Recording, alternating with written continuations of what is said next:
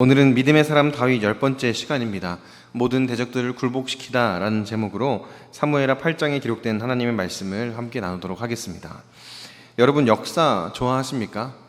역사 좋아하시는 분들 아마 이 자리에도 계실 거라고 생각을 하는데요. 저는 개인적으로 역사를 참 좋아합니다.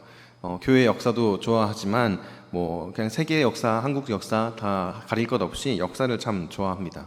그래서 어렸을 때부터 역사에 관련된 책들도 많이 읽었습니다. 만화책도 많이 보고 소설책도 많이 봤고, 그리고 드라마나 영화를 볼 때에도 역사를 기반으로 한 드라마나 영화, 사극이라든지 이런 영화들이나 드라마들을 볼 때 더 집중해서 보게 되고 또 재미를 느끼는 것 같습니다. 아마 이 자리에 계신 분들 중에서도 그런 분들이 계실 거라고 생각을 하는데요.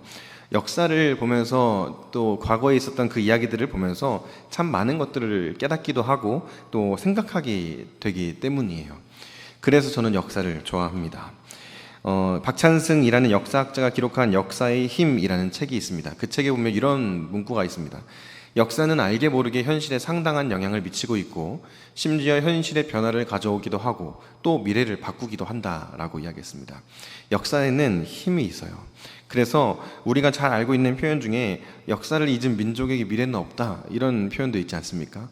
그만큼 오늘날을 살아가는 우리들에게 있어서 역사는 그저 과거에 있었던 어떤 구습이나 과거에 있었던 기록들에 불과한 것이 아니라 오늘날 우리들의 삶에 매우 중요한 내용들이고 자료들이 된다라는 거죠. 우리가 신앙생활을 할 때에도 우리는 이 신앙의 역사, 또 교회의 역사들을 계속해서 살펴보게 됩니다. 우리가 보고 있는 성경 말씀이요, 바로 그 역사를 기록한 책 아니겠습니까? 구약과 신약에 걸쳐서 하나님의 백성들의 역사를 기록하고 있고 또 초대교회의 역사를 기록하고 있는 책이 바로 이 성경입니다. 그래서 우리는 성경을 보면서 과거에 있었던 신앙의 선조들이 어떻게 살아왔는지를 보게 되고 또 그들이 어떤 상황에 어떤 선택을 내리면서 하나님의 은혜를 어떻게 경험했는지를 확인하게 됩니다. 그러면서 우리는 이 역사를 통해서, 기록된 말씀을 통해서 우리의 신앙의 반면교사를 삼기도 하고 신앙의 본을 보고 따라가기도 한다라는 거죠. 오늘 우리가 읽은 본문 말씀인 사무엘하 8장 말씀에는 이스라엘을 통합한 이 다윗, 통일 이스라엘의 왕국의 기반을 다지기 위해서 이 전쟁을 벌이는 다윗의 이야기를 볼 수 있습니다. 그러니까 사무엘하 8장은 1절부터 18절까지의 말씀을 쭉 보면 계속해서 전쟁의 이야기가 기록되어져 있어요. 그러니까 사무엘하 8장은 다윗의 정복 전쟁사다라고도 말할 수 있을 것 같습니다.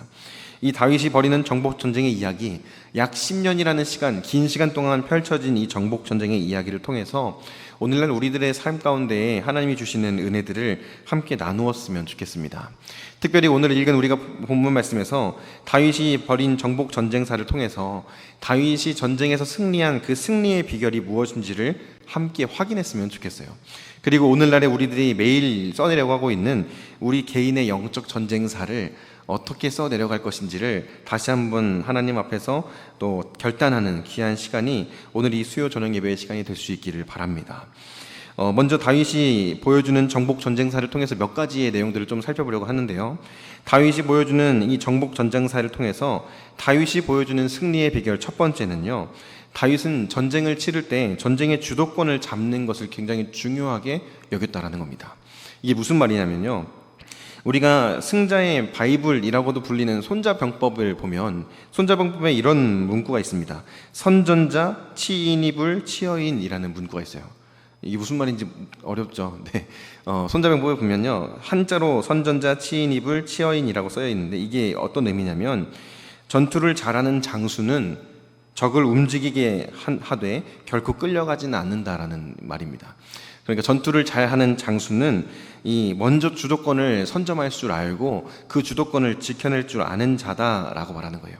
그래서 전쟁을 치를 때 전쟁의 흐름이 있지 않습니까? 이 흐름 중에서 주도권을 먼저 잡아서 그것을 잘 지켜내는 자가 전쟁에서 승리한다라는 내용을 담고 있어요.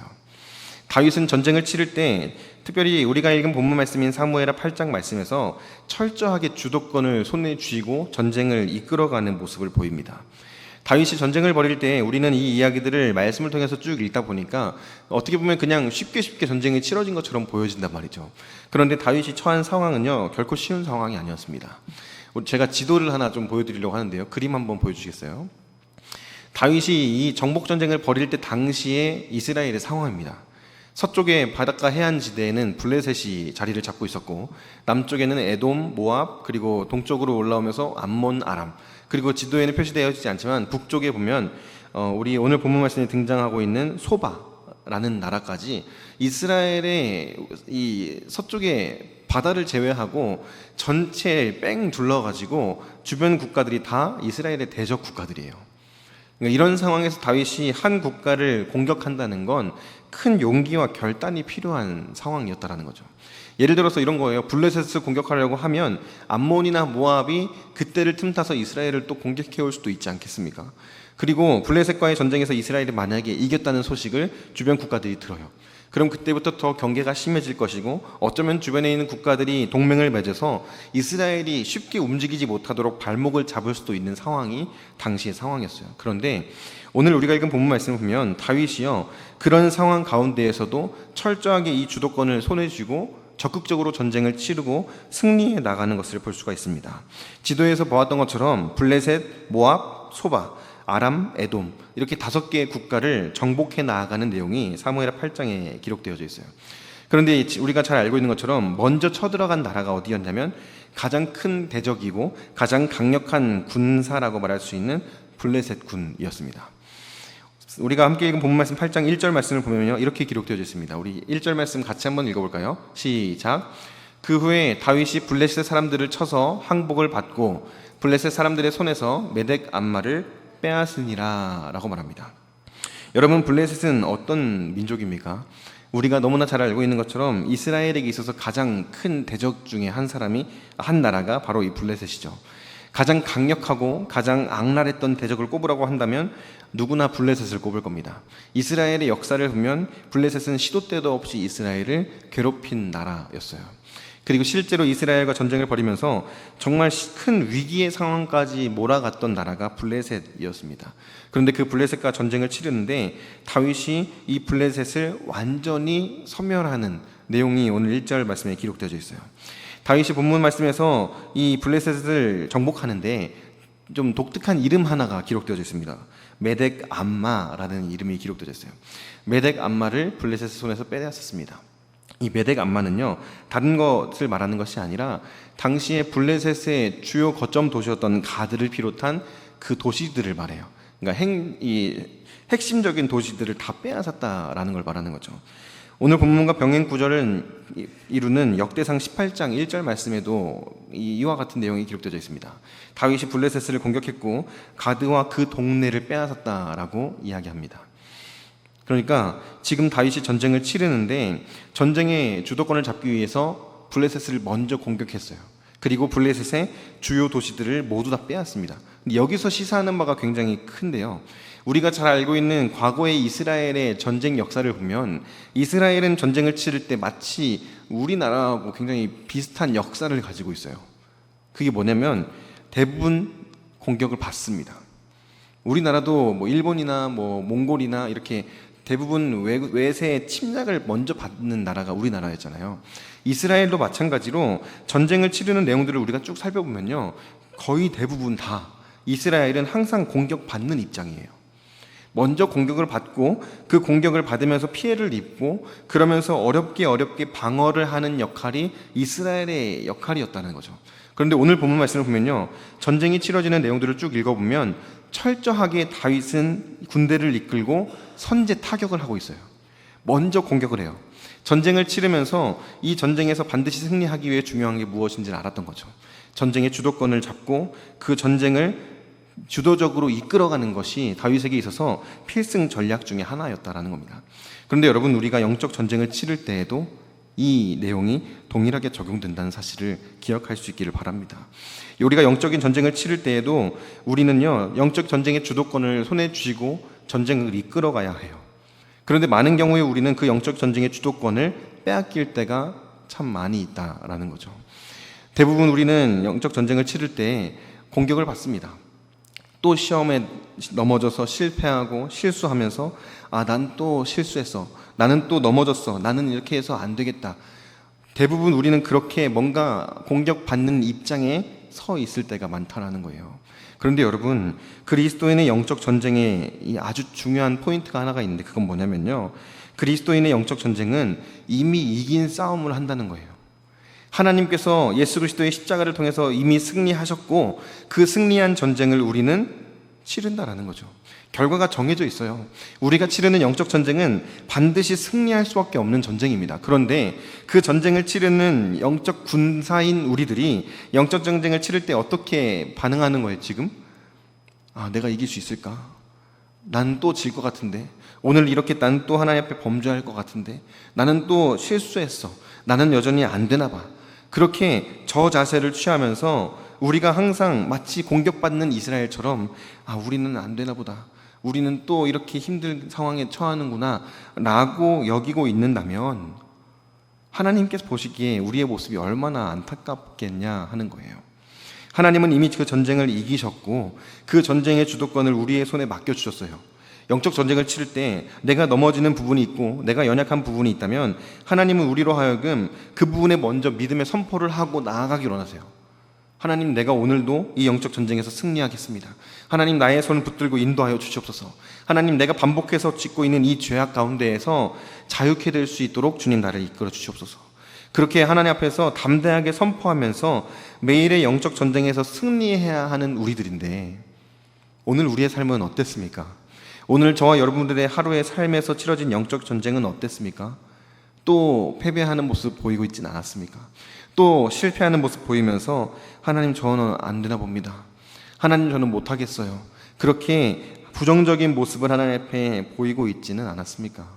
여러분, 다윗과 같이 매일의 영적인 전쟁을 치르며 나아갈 때 영적 전쟁의 주도권을 놓치지 마시기 바랍니다.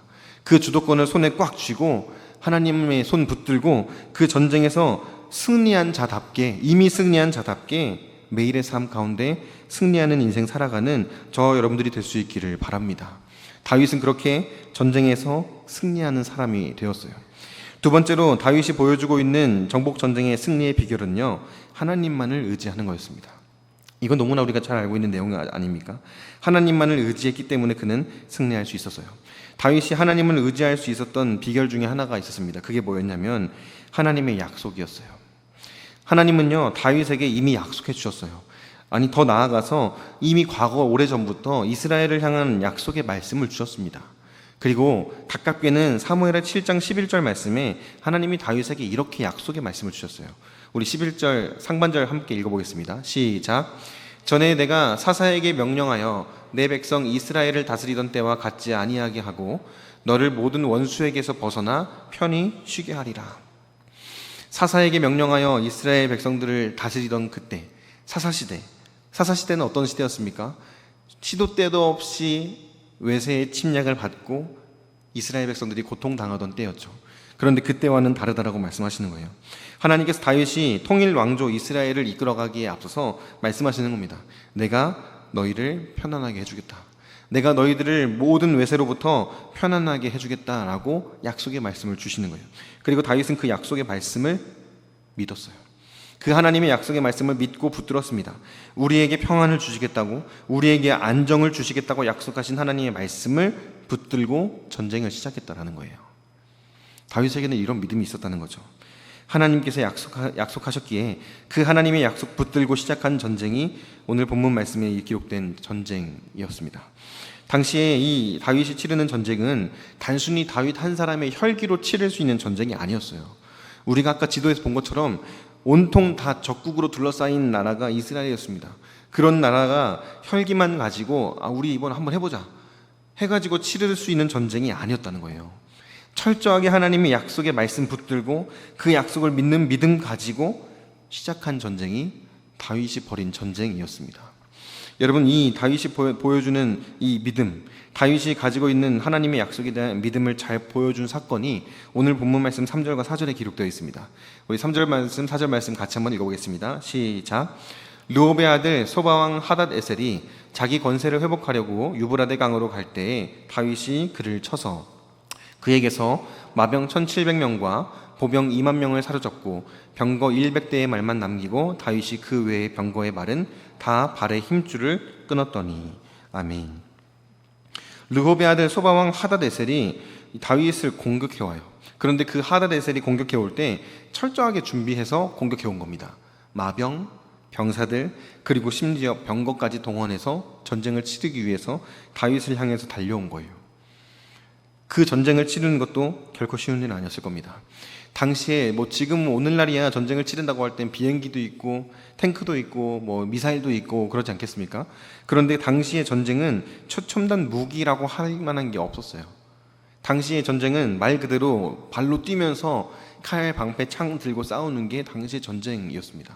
그래서 이 전쟁을 치를 때 말 한 마리가 엄청나게 큰 차이를 만들어내는 거예요. 말 한 마리가 달리면서 땅에서 싸우고 있는 이 보병들을 몸으로 들이받기만 해도 보병들은 옴짝달싹 못하고 움츠러들 수밖에 없는 게 당시의 전쟁이었어요. 그런데 지금 소바왕 하다데셀이 마병과 함께 또 가져온 게 뭐였습니까?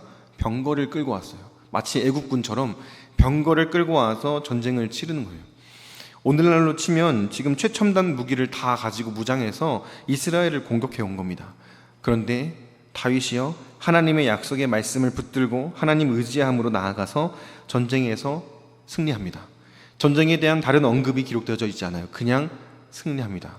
그리고 나서 다윗이 취한 게 있어요. 전리품.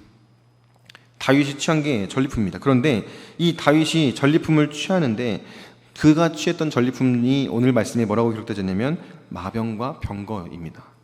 근데 이 마병과 병거를 다윗이 얻게 됐어요. 그러면 어떻게 하면 됩니까? 이스라엘 군대를 마병과 병거로 이제 무장시키면 돼요. 그러면 남은 전쟁을 더 수월하게 이끌어갈 수 있어요. 그런데 다윗이 한 행동은 뭐였냐면 일부 극소수만 남겨놓고 말의 힘줄을 다 끊어버립니다. 말 쓰지 않겠다라는 거예요. 왜 이런 행동을 한 겁니까? 상식적으로 봤을 때 다윗이 한 행동이 이해가 잘 되지 않아요. 오히려 그거 가지고 전쟁 치르면 더 수월하게 전쟁을 치를 수 있고 더 손쉽게 승리를 손에 거머쥘 수 있는데 다윗이 그렇게 하지 않았어요. 그 이유는요, 다른 데 있는 것이 아니에요. 하나님께서 말씀하신 것을 지키기 위해서였어요. 신명기 17장 16절을 말씀해 보면 이스라엘의 왕을 세울 때 하나님께서 이스라엘 왕들에게 말씀하신 금지 조항들이 기록되어져 있습니다. 16절 상반절만 함께 읽어볼 텐데요. 우리 같이 읽어보겠습니다. 시작. 그는 병마를 많이 두지 말 것이요 병마를 많이 얻으려고 그 백성을 애굽으로 돌아가게 하지 말 것이니 라고 말했어요. 하나님께서 이스라엘의 왕을 세우실 때 이 이스라엘 백성들이 하도 원하니까 어쩔 수 없이 그들의 말을 들어주세요. 그래서 왕을 세울 수 있게 해주시는데 왕을 세울 때 조건이 있습니다. 몇 가지의 조건들이 있는데 그 중에 하나가 오늘 우리가 읽은 본문 말씀에서 마병을 많이 두지 말라는 거예요. 말 많이 두지 말아라. 병사들 많이 두지 말아라. 왜 그런 겁니까? 당시에 왕에게 있어서 군사력은 왕권을 유지할 수 있는 유일한 수단이었어요. 군사력이 강성해야지 외세의 침략으로부터 왕권을 지킬 수 있고 심지어 내부의 반역이 일어날 때에도 그 반란을 진압할 수 있는 힘이 군사력에 있습니다. 그런데 하나님께서 말씀하시는 거예요. 병사 두지 말고 말도 두지 말라는 거예요. 불필요하게 많이 두어서 그것을 의지할 것을 하나님께서 염려하셨던 겁니다. 그래서 다윗에게 이 말씀이 적용된 거예요. 전쟁을 치러서 말과 병거를 얻게 되는데 말들의 힘줄을 막 다 끊어버리면서 결단하는 겁니다. 나는 이것들 의지하지 않겠다. 나는 전쟁을 치르면서 철저하게 누구만 의지하겠다? 하나님만 의지하겠다. 그 결단을 다윗이 지금 보여주고 있다는 겁니다. 시편 20편에서도 이렇게 기록되어져 있습니다. 시편 20편 7절 8절 말씀 같이 읽겠습니다. 시작. 어떤 사람은 병거, 어떤 사람은 말을 의지하나 우리는 여호와 우리 하나님의 이름을 자랑하리로다. 그들은 비틀거리며 엎드러지고 우리는 일어나 바로 서도다. 아멘. 시편의 기자가 고백한 이 고백이 오늘날 저와 여러분들의 고백이 될 수 있기를 바랍니다. 여러분, 다윗은요 병거를 의지하지 않았어요. 말들을 의지하지 않았습니다. 세상에서 말하는 좋은 것들을 의지하지 않았어요. 철저하게 하나님 한 분만을 의지했기 때문에 그 전쟁에서 압도적으로 승리할 수 있었다는 사실을 우리가 기억할 수 있기를 바랍니다. 우리의 삶에 매일 벌어지는 영적인 전쟁에서 우리가 의지해야 될 대상도 하나님 한 분뿐이라는 거예요. 세상에서 말하는 다양한 것들, 세상에서 제공하는 여러 가지 세상의 물건들, 그런 것들을 의지할 필요가 없습니다. 영적인 전쟁에 필요한 것은 오직 하나님만 의지하는 거예요. 오직 하나님의 이름만을 자랑하는 거라는 사실을 기억하는 저와 여러분들이 될 수 있기를 바랍니다. 다윗이 벌인 정복 전쟁에서 다윗이 보여주는 승리의 비결, 마지막 세 번째는요, 하나님의 주권을 인정하는 자세예요. 겸손하게 하나님 되심을 인정하는 자세가 다윗의 승리의 비결이었습니다. 앞서 말씀드린 것처럼 다윗은 전쟁을 치러서 승리를 했고 수많은 전리품들을 손에 얻게 됩니다. 말과 병거뿐만 아니라 금, 은, 수많은 보화들을 손에 얻게 돼요. 당시 고대 근동 사회에서 전쟁을 치르면서 전리품은 전쟁을 치르는 주요 목적 중에 하나였습니다. 그리고 전쟁을 치르는 데 있어서 동기부여가 되는 중요한 요소 중에 하나였어요. 어떻게 보면 핵심적인 요소라고도 할 수 있는 게 바로 이 전리품입니다. 전쟁을 치러서 다른 나라가 가지고 있는 곡식들, 다른 나라가 소유하고 있는 금은 보화들을 빼앗는 게 전쟁의 주 목적이었어요. 그래서 이 지도자들은 전쟁을 치르면서 얻은 전리품들을 가지고 자신의 배를 불리기도 했고, 또 자기 자신의 권위를 세우기 위해서 더 화려하게 자신을 치장하기도 했습니다. 그리고 더 나아가서 장군들과 병사들에게 전리품을 나눠주고 또 백성들에게 곡식을 나눠주면서 인심을 얻고 그리고 충성을 받아내는 역할이 이 전리품의 역할이었어요. 다윗도 지금 이스라엘의 왕이 됐습니다. 전쟁을 치러서 수많은 전리품을 손에 얻었어요. 그거 가지고 다윗은 지금 뭐 해야 되는 겁니까? 전쟁 치르느라 고생한 병사들, 장수들 독려하기도 하고 그들 배불리 먹여주기도 하고 그래야 되는 것 아니겠습니까? 그리고 자기 자신도 챙길 건 좀 챙겨야 맞는 거겠죠. 그런데 다윗은 그렇게 하지 않았어요. 다른 지도자들과는 다른 모습을 보여줍니다. 다윗은요, 사무엘하 8장 11절 12절에서 이렇게 행동합니다. 11절 12절 말씀 같이 읽어보겠습니다. 시작. 다윗 왕이 그것도 여호와께 드리되 그가 정복한 모든 나라에서 얻은 은금 곧 아람과 모압과 암몬 자손과 블레셋 사람과 아말렉에게서 얻은 것들과 소바 왕 누홉의 아들 하다덱에서 노력한 것과 같이 드리니라 라고 말해요. 다윗은 자신이 얻은 것을 하나님께 드립니다. 자신이 얻은 전리품을 하나님께 바쳐요. 여러분, 이게 무엇을 보여주고 있는 겁니까?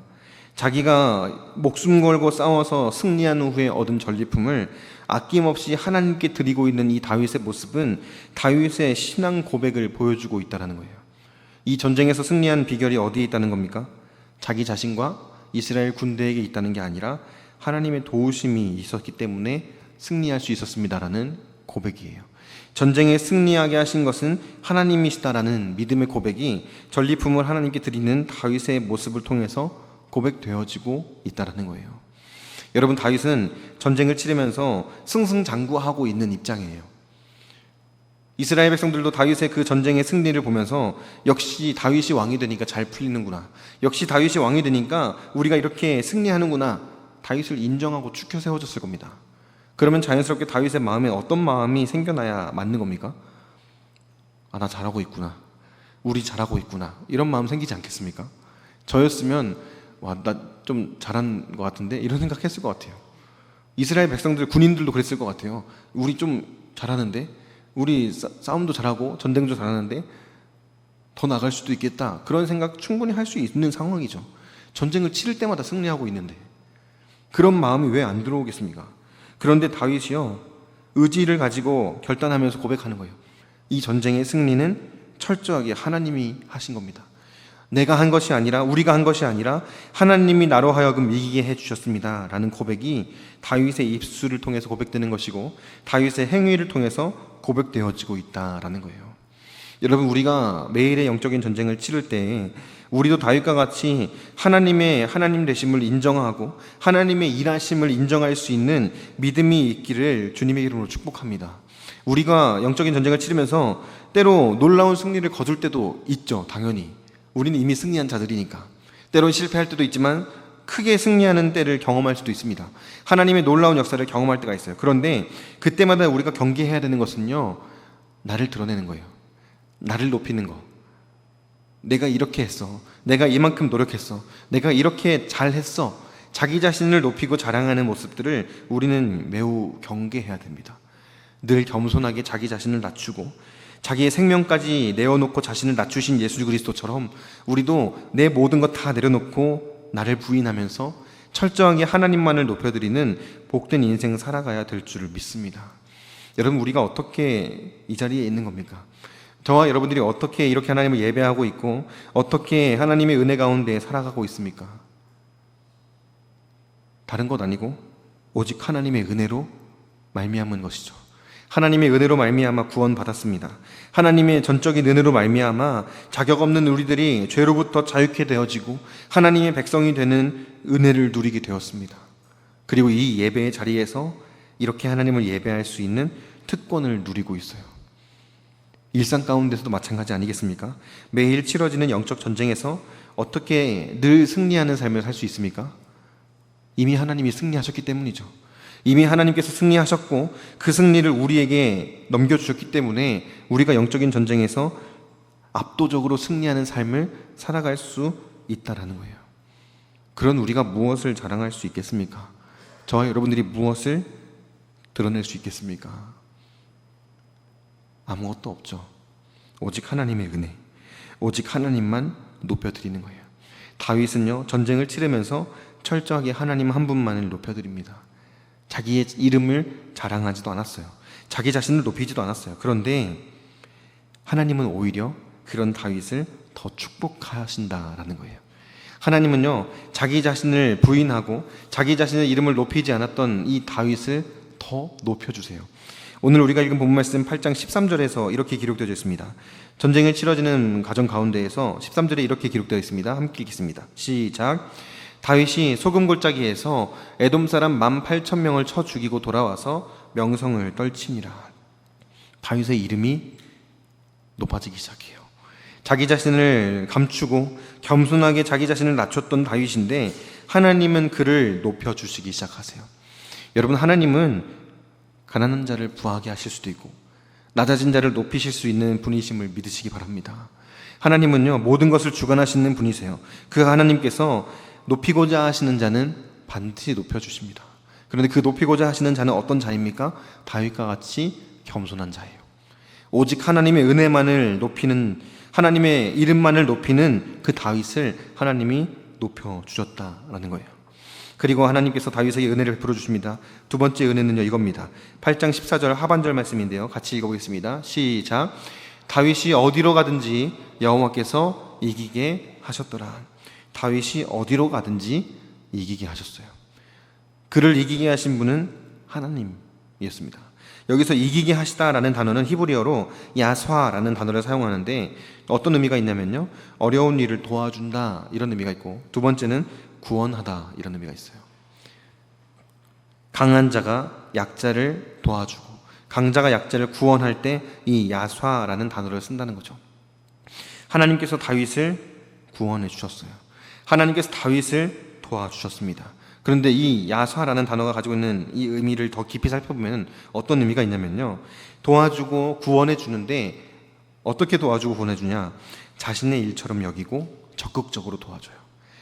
마치 자신의 일인 것처럼 여기고 그를 구원하기 위해서 적극적으로 나서는 행위를 야스와라고 하는 히브리어 단어를 통해서 보여주고 계시는 겁니다.